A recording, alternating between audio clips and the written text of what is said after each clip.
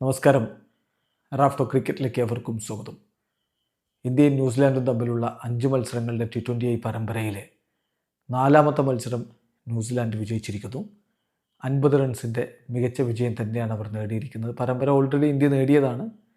ഇത് ന്യൂസിലാൻഡിന് ഒരു ആശ്വാസ വിജയം. വേൾഡ് കപ്പിന് മുമ്പ് ആത്മവിശ്വാസം തിരികെ പിടിക്കാൻ ഇത് അവർക്ക് നല്ലതാണ്. ഇന്ത്യയെ സംബന്ധിച്ചിടത്തോളം പിഴച്ചു എന്ന് തന്നെ പറയാം. 6 ബാറ്റർമാരാണ് ഉണ്ടായിരുന്നത്. നമ്പർ 7 ഹർഷിത് റാണയാണ്. അപ്പോൾ ഇന്നിപ്പോൾ ചെറിയൊരു നിഗിള് കാരണമാണ് ഇഷാൻ കിഷൻ കളിക്കാതിരുന്നത്. പകരം കളിപ്പിച്ചതാകട്ടെ അർഷ്ദീപ് സിംഗിനെയാണ്. അപ്പോൾ അങ്ങനെ ഒരു തീരുമാനം, 6 ബാറ്റർമാരെ വെച്ച് ഇറങ്ങാനുള്ള തീരുമാനം, അത് തിരിച്ചടിച്ചു എന്ന് തന്നെ പറയേണ്ടി വരും. പിന്നെ സഞ്ജു സാംസണിൻ്റെ കാര്യത്തിൽ അദ്ദേഹം ഒരിക്കൽ കൂടി നിരാശപ്പെടുത്തി. നല്ലൊരു അവസരമായിരുന്നു അദ്ദേഹത്തിന് ലഭിച്ചു. അദ്ദേഹം ഔട്ടായ രീതി അത് വല്ലാതെ നിരാശയുണ്ടാക്കുന്ന ഒന്നായിപ്പോയി. ഏതായാലും ന്യൂസിലാൻഡ് ആദ്യം ബാറ്റ് ചെയ്ത് നിശ്ചിത 20 ഓവറുകളിൽ 7 വിക്കറ്റിന് 215 റൺസ് എന്ന മികച്ച സ്കോർ എടുത്തപ്പോൾ ഇന്ത്യ 18.4 ഓവറുകളിൽ 165 റൺസിന് ഓൾ ഔട്ടായി. ഇന്ത്യ ഈ സ്കോറിലേക്ക് എത്തിയതിന് നമ്മൾ നന്ദി പറയേണ്ടത് ശിവൻ ദ്യൂബയോടാണ്. മനോഹരമായിട്ട് കളിച്ചു. 23 പന്തുകൾ 3 4 7 6 അടക്കം 65 റൺസ്. ഔട്ടായത് വളരെ ദൗർഭാഗ്യകരമായ രൂപത്തിൽ. ഹർഷിത് റാണ വളരെ പവർഫുള്ളി സ്റ്റെക്ക് ചെയ്തൊരു പന്ത്, അത് മാറ്റ് ഹെൻറിയുടെ കയ്യിൽ കൊണ്ട് നോൺ സ്ട്രൈക്കർ എങ്കിലുള്ള സ്റ്റമ്പിന് കൊണ്ടു. അൺഫോർച്യുനേറ്റ്ലി ശിവൻ ദ്യൂബെ ക്രീസിന് പുറത്തായിരുന്നു. അങ്ങനെ റണ്ണൗട്ടായി പോയതാണ്. അദ്ദേഹം അവിടെ ഉണ്ടായിരുന്നെങ്കിൽ ഒരു പക്ഷേ വിജയിച്ചേൻ എന്ന തോന്നൽ പോലും ഉണ്ടായിരുന്നു. ഏതായാലും കളിയിൽ ആദ്യം ബാറ്റ് ചെയ്ത ന്യൂസിലാൻഡിന് വേണ്ടി മികച്ച തുടക്കമാണ് ഡെവൻ കോൺവോയും ടീം സിഫേർട്ടും ചേർന്നിട്ടത്. 9ാമത്തെ ഓവറിൽ ഈ കൂട്ടുകെട്ട് മടങ്ങുമ്പോഴേക്കും അവർ 100 റൺസ് അടിച്ചിട്ടുണ്ടായിരുന്നു. കോൺവോയ് 24 പന്തുകളിൽ നിന്ന് 44 റൺസ് അടിച്ചു. 4 4 3 6 അടക്കമാണ് ആ ഗംഭീര ഇന്നിങ്സ് ഉണ്ടായത്. ടീം സിഫേർട്ട് 36 പന്തിൽ നിന്ന് 7 4 3 6 അടക്കം 62 റൺസ് അടിച്ചു. Ravindra 4, Glenn Phillips 24, Chapman 9.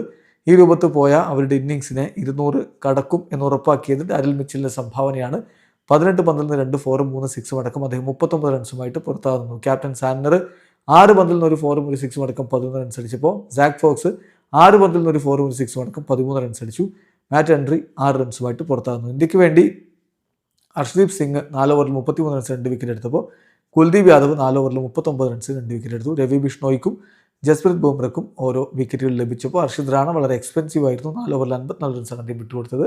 വിക്കറ്റ്ലെസ് ആവുകയും ചെയ്തു. മറുപടി ബാറ്റിങ്ങിൽ ആദ്യ പന്തിൽ തന്നെ അഭിഷേക് ശർമ്മ ഗോൾഡൻ ഡക്കായിട്ട് പോകുന്ന നിരാശാജനകമായിട്ടുള്ള കാഴ്ചയാണ് നമ്മൾ കണ്ടത്. അദ്ദേഹത്തെ മാറ്റ് ഹെൻറി ഡെവൻ കോൺവോയുടെ കൈകളിലേക്ക് എത്തിക്കുകയായിരുന്നു. സഞ്ജു സാംസൺ ഒരു ഭാഗത്ത് നിൽക്കവേ സൂര്യകുമാർ യാദവ് 8 പന്തിൽ 8 റൺസുമായിട്ട് മടങ്ങിപ്പോയി. സഞ്ജു പിന്നീട് നല്ലൊരു തുടക്കം കിട്ടിയെന്ന് തോന്നിയതാണ്. 3 4 1 6 അടക്കം 24 റൺസിലെത്തി നിൽക്കവേ അദ്ദേഹം മിച്ചൽ സാനറുടെ പന്തിൽ ബൗൾഡ് ആവുകയായിരുന്നു. അതേസമയം റിങ്കു സിംഗ് 30 പന്തിൽ നിന്ന് 39 റൺസ് അടിച്ചു. ഹാർദിക് പാണ്ഡ്യ 2 റൺസുമായിട്ട് മടങ്ങി. ഹർഷിത് റാണ 13 പന്തിൽ നിന്ന് 9 റൺസ് അടിച്ചത്. ശിവൻ ദ്യൂബെ അതിനിടയ്ക്ക് റണ്ണൗട്ടായി പോയി. അതിൻ്റെ അതെങ്ങനെ സംഭവിച്ചു എന്ന് നമ്മൾ ഓൾറെഡി പറഞ്ഞു കഴിഞ്ഞല്ലോ. 23 പന്തിൽ നിന്ന് 3 4 7 6 അടക്കം 65 റൺസാണ് അദ്ദേഹം അടിച്ചത്. കിഡിൽ ഇന്നിങ്സ് ആയിരുന്നു.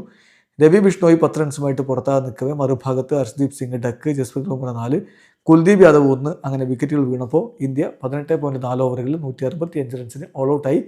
ന്യൂസിലാൻഡ് 50 റൺസിൻ്റെ മികച്ച വിജയം നേടുകയും ചെയ്തു. ന്യൂസിലാൻഡിന് വേണ്ടി അവരുടെ ക്യാപ്റ്റൻ സാന്നർ 4 ഓവർ 26 റൺസിന് 3 വിക്കറ്റ് എടുത്തപ്പോൾ സോദി 4 ഓവറിൽ 46 റൺസിന് 2 വിക്കറ്റും, ഡഫി 3.4 ഓവറിൽ 33 റൺസിന് 2 വിക്കറ്റും എടുത്തു. മാറ്റ് ഹെൻറി 3 ഓവറിൽ 24 റൺസിന് 1 വിക്കറ്റും വീഴ്ത്തി. ഏതായാലും ന്യൂസിലാൻഡിന് ഇതൊരു ആത്മവിശ്വാസം തിരികെ പിടിക്കാനുള്ള വിജയമായി. വീഡിയോ അവസാനിക്കുന്നു. ക്രിക്കറ്റ് ലോകത്തെ കൂടുതൽ വിശേഷങ്ങളുമായി റാഫ്റ്റോക്സിൽ എത്താം.